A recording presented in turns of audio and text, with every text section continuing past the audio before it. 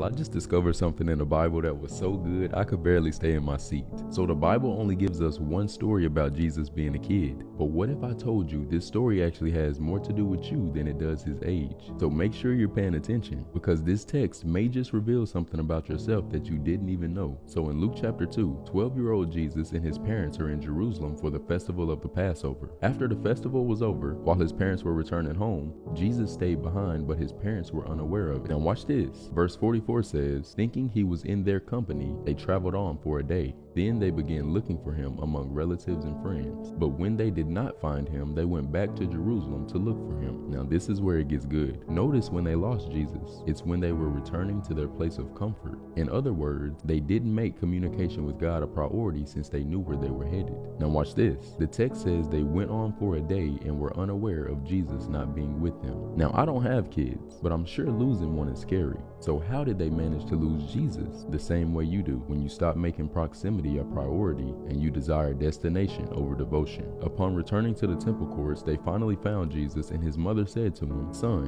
why have you treated us like this? Your father and I have been anxiously searching for you." Now watch his response. Jesus said, "Why were you searching for me? Didn't you know I had to be in my Father's house?" Now remember, anytime God asks a question, it's not so he can figure something out about you, it's so you can figure something out about yourself. So why would Jesus say that? Because you have to remember, Jesus is 12 years old, and these are his parents. So in essence, they are closer to him than anyone else. So Jesus asked this question to influence a moment of reflection, but not just to his parents, to me and you as well. What he's saying is, you claim you know me so well, but you being anxious about this situation is an indication that you don't know me as well as you say you do. Because if you did, you would know that there's nothing to worry about. So I'm gonna tell you this and I'm through. Maybe it's been hard for you to hear from God because he's in the last place you left him after the decision you made without him. And you can go from person to person, but you will never receive the peace you're looking for until you return to Jesus.